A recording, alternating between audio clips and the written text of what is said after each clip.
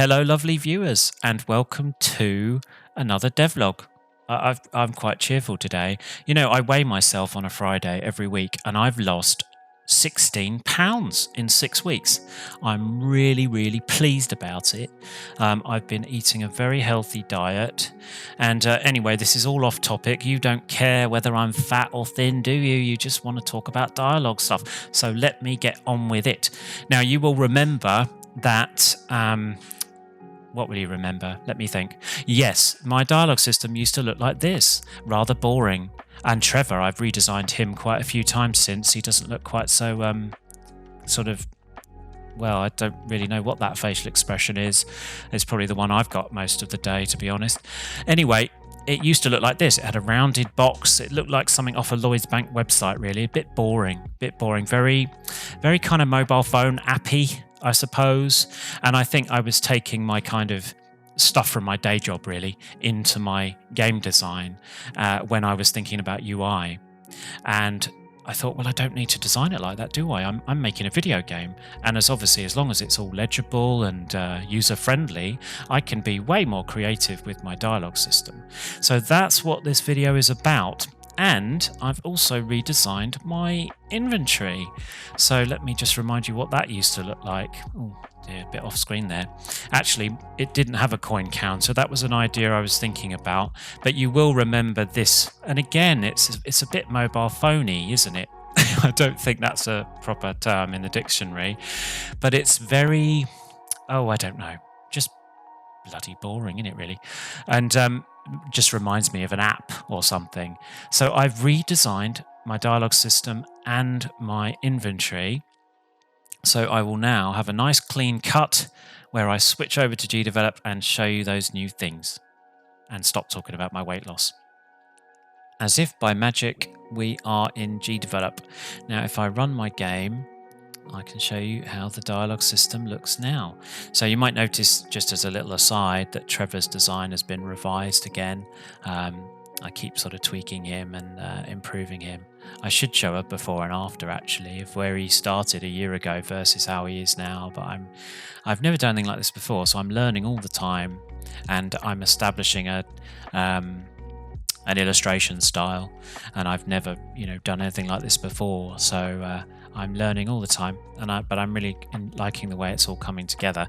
Anyway, let's have a chat to this chap, my placeholder NPC, and here we are.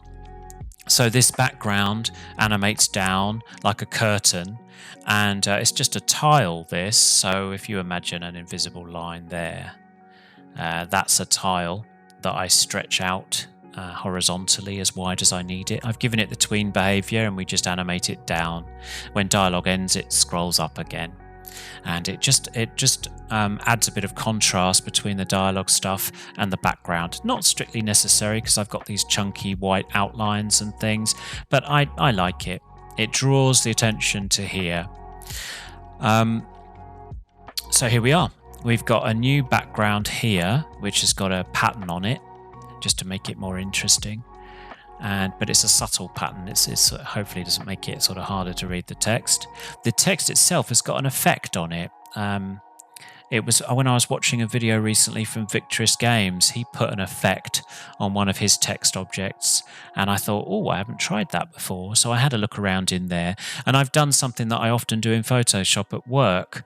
I've given it a 1 pixel drop shadow, 90 degrees, and it's not a blurry shadow. It's so you end up with this kind of sort of 3D sort of effect, as if the text is slightly pushed in to the background. So we've got a portrait here, as you can see, and a name tag. Those are separate, and I invoke both of those with a separate yarn command. So this thing here, this ... thing that appears slightly after the text box appears, just communicates to the player that there's more text to come. When they get to the end of the dialogue, this disappears to show that there's no more dialogue, and you'll see that later. So if we move on, you'll see the this background, it shakes briefly, it just kind of given a little wobble, and you'll have noticed that fades in after about a second. That has a opacity tween on it, The text fades in, but it always did. I prefer to have the text come in with an opacity tween and in complete lines, complete sentences, rather than the typewriter. And I know obviously I've done various videos where the typewriter thing is a thing, but personally I prefer the text to appear instantly, so that people who read at different speeds can, do their thing really and not wait for it to sort of tick out. But that's just personal preference. So we press X again. And please excuse my not funny at all dialogue. It's all placeholder. It's just I needed dialogue so that I could test everything out. So here we go. His face gets swapped again. He has also got the shake extension on him, and he scales. He sort of pulses, gets larger briefly. And this background's got the shake extension on it as well, this rounded background. And they just get a little shake in different ways. This one scales, this one doesn't. It just gets rotated briefly whenever the player presses for the next line. So we press another one. His portrait stays the same. And we get our first options list. And I have set up the dialogue system to support 2 options and 3 options, and I've got the behavior for the custom pointer that will work in either case. Here, if I press up, it won't go any further, and if I press down, it won't go any further. And when I've got 3 options on screen, it uses a separate block of code, a separate block of events to do the same thing, to stop it scrolling up or scrolling down further than it should. Now, there are two different types of animation affecting my custom pointer here. We've got a tween, a position tween, so it just smoothly moves it up and down rather than sort of blinking up and down, which is typical. And I think in my original Yarn tutorial, I showed you how to use a custom pointer, but it would instantly appear up or down. But now I've got a nice smooth tween on this.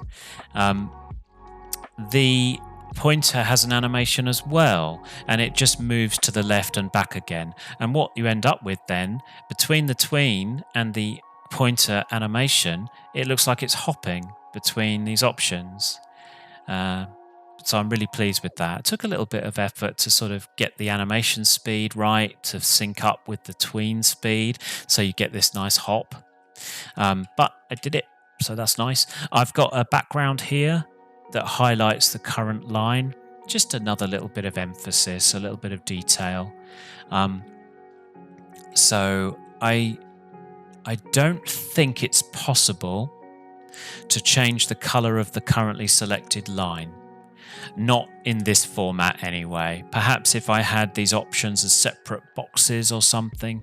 But anyway, in these standard lists, I can't, for example, have the selected line go bold and red. As far as I know, that's not possible. So I thought, well, I want to emphasize the currently selected line somehow. I mean, you've got a big pink arrow pointing to it, but I want something more. So I've just got a simple PNG here. I've got a blend mode on it as well in GDevelop, and your currently selected line gets essentially highlighted by it. And it might not look like it's centered here, but it is. If one of these had an ascender, a descender even, so if I had a G or a J, the position of this would fit. But at the moment, none of these characters drop below the baseline. So it looks as if this isn't lined up properly, but it is. Perhaps I should have done a placeholder sentence with a G or a J or something in it. Anyway, really not very interesting. Geeking out on typography. So we've got this nice little hopping selection here, which I'm really pleased with. We choose an option, and you get your response. His portrait gets changed, and we press for the next line. And you get a 3 options list this time. And let me just show you, just to prove it. Can't go down any further. Can't go up any further. So this is because in Yarn, just before the options list, I use a variable, and a variable gets changed to say whether there's a 3-option list coming or there's a 2-option list coming. And I use that information in GDevelop to trigger the correct set of events to stop my pointer behaving, badly. So it behaves as it should, depending on how many options there are. So we choose our option. Trevor gets very sad. It's very strange, this dialogue. I do apologise. I should just put Lorem Ipsum in it anyway. So there we go. We carry on. I show a few more of his expressions. And on the last line of dialogue, this is the last line of dialogue, you'll notice that the ... thing doesn't appear. When we close dialogue, all of this disappears instantly and the curtain gets animated back up, and the inventory reappears, of course, as well. So that's my new look dialogue system, and I have also redesigned the inventory. So I've given the inventory icon a white outline. It makes it consistent with the dialogue system, but it also makes it look more like a UI element instead of something just hovering in the sky a bit randomly. So if we open it, you'll see that the background is now styled to look like it's made from a piece of material that the bag is made from. And I've got some zip detail here, which will extend as far as it needs to. I've introduced this dotted pattern to give it a bit of texture. And that also, if you remember, we chat to him, this pattern is shared by the dialogue system here. So again, you're making... I'm going to get trapped in here now, and I do apologise. There we go. Right. So we're making consistencies between the different UI elements. I mean, obviously the dialogue system and the inventory look quite different from each other, but they also feel like they belong together. So they've got things in common, and there are more of those things in common, which you'll see once I've collected some things. So the messy neighbours still have left all this rubbish out on the street, so that's very helpful. Here we go. So we've got a full inventory now, and you'll see that dotted background has extended as wide as it needs to. It's a tile again, and it uses the current number of items in the inventory times 103 pixels or something like that to decide how long it's supposed to be. What else do I need to say? So, yes, consistency. So the portrait in the dialogue system, you might remember, has a style of shadow applied to it that almost makes it look like it's a sticker or something peeling away from the screen.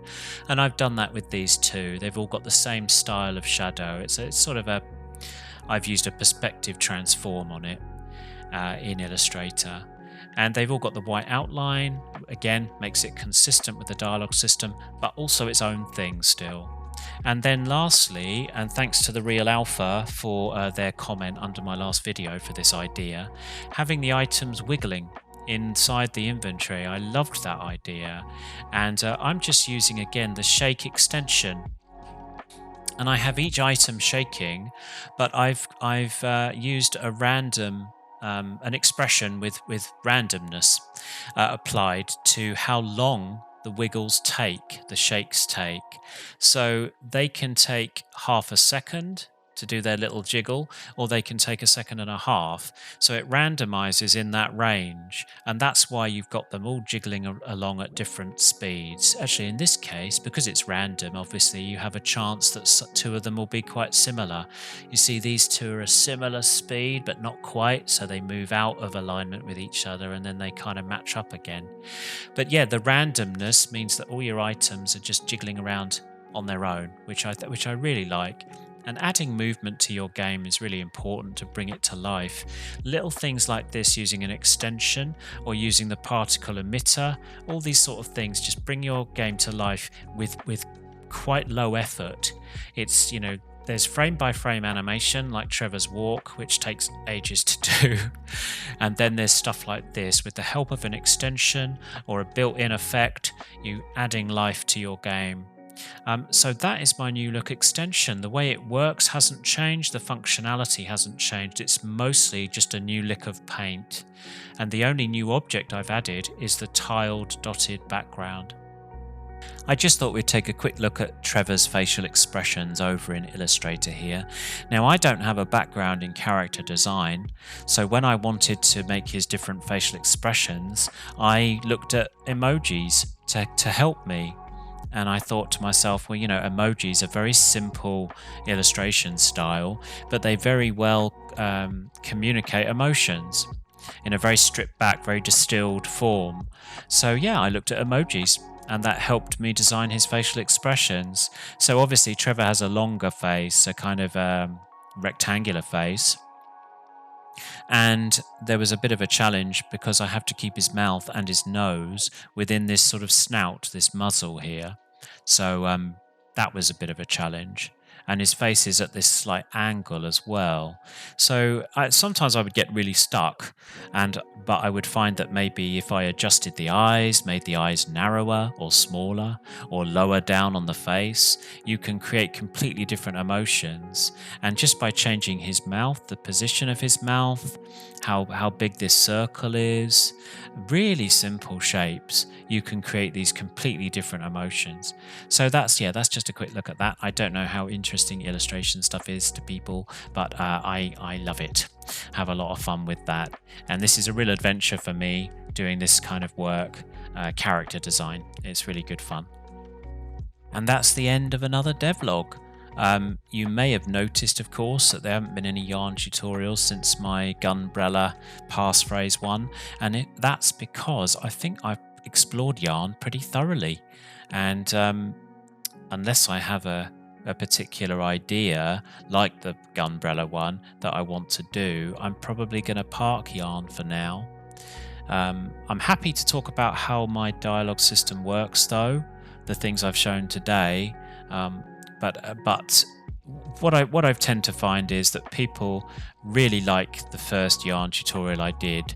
Most people watch that and then they don't necessarily watch any of the other tutorials because they're a bit more specialist, I suppose, a bit more specific. Not that I'm doing this because I want thousands of hits or anything. I'm doing this because it's good fun and hopefully it's useful to some people. But there's no denying that first yarn tutorial, the first video I ever did, is clearly the most popular video. And most people watch that and then they disappear into oblivion. So I don't think if I spent 2 weeks, for example, working on a yarn tutorial that not many people are going to watch, I might think, well, Jason, perhaps you should have spent those 2 weeks working on your game instead. So yeah, I don't know how people feel about it, but I think if someone new arrives at my channel and they're interested in yarn, there's plenty to watch. And if they watch all the stuff I've done on yarn, they're pretty well equipped to go away and make their own dialogue system and to do some interesting different things with it. I mean, yarn's got loads of features I haven't talked about. It's not an exhaustive. There are things I probably don't even know about with yarn for sure. I'm no expert, but hopefully with the videos I've done, anybody who's coming to this new can get up to speed with yarn with what I've already done. I don't think there's any glaring omissions in my videos, any topics that are really necessary that I haven't gone into. So yeah, I think I'm going to park yarn. I know that was my whole the reason the channel came into being in the first place was the yarn stuff, but I think I probably exhausted it really.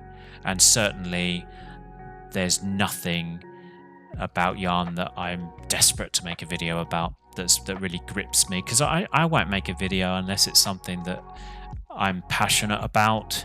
I'm not doing this. I mean, I don't earn a penny from this channel. I'm not doing something because I think someone will give me a fiver.